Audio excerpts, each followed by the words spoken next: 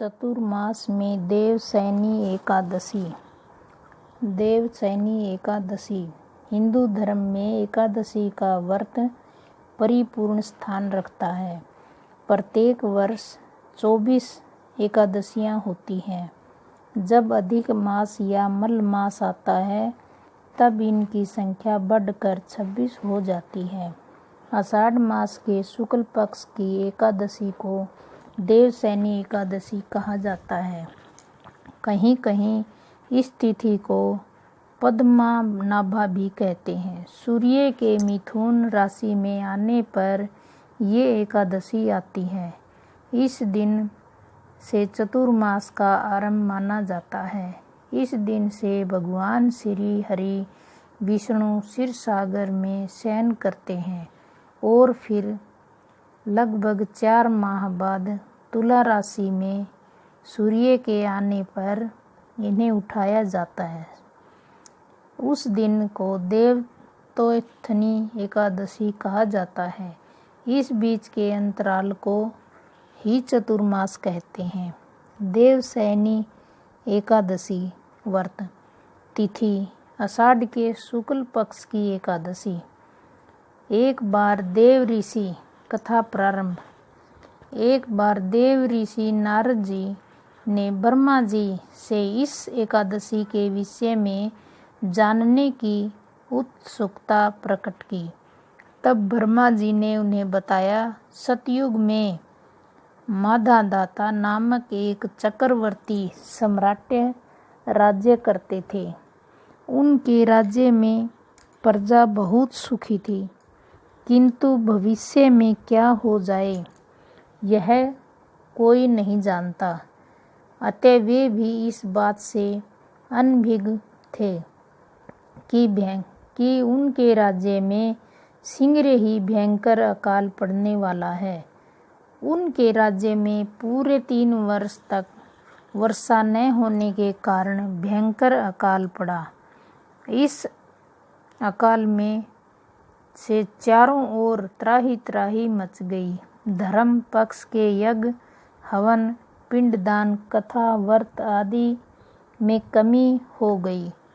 जब मुसीबत पड़ी तो धार्मिक कार्यों में प्राणी की रुचि कहाँ रह जाती है। प्रजा ने राजा के पास जाकर अपनी वेदना की दुहाई दी। राजा तो इस स्थिति को लेकर पहले ही दुखी थे। वे सोचने लगे कि आखिर मैंने ऐसा कौन सा पाप कर्म किया है जिसका दंड मुझे इस रूप में मिल रहा है। फिर इस कष्ट से मुक्ति पाने का कोई साधन करने के उद्देश्य से राजा सेना को लेकर जंगल की ओर चल दिए। वहां विचरण करते करते एक दिन वे ब्रह्मा जी के पुत्र अंगिरा ऋषि के आश्रम में पहुँचे और उन्हें साष्टांग प्रणाम किया।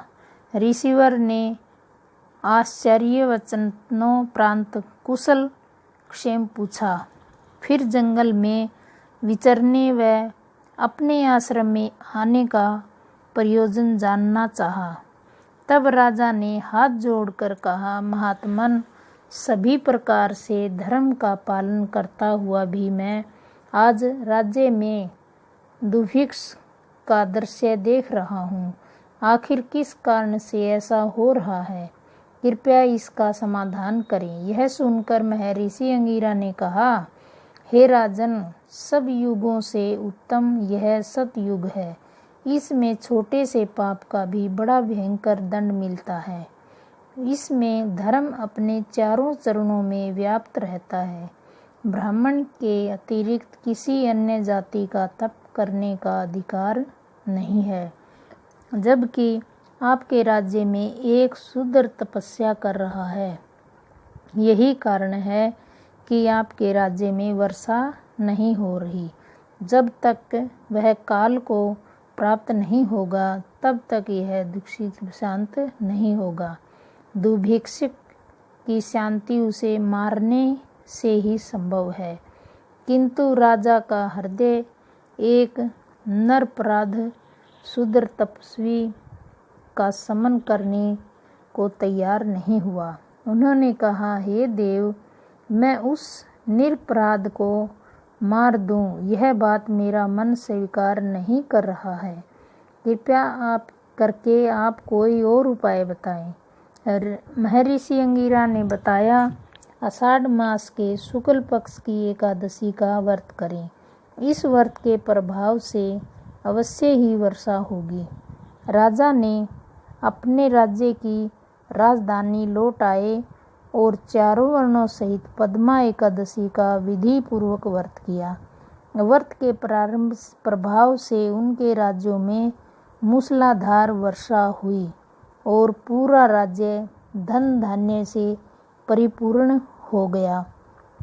अगर वीडियो अच्छी लगी तो शेयर और लाइक करें, सब्सक्राइब करें ताकि वीडियो की नोटिफिकेशन सबसे पहले आपके पास पहुंचे। धन्यवाद। चतुर्मास में देवसेन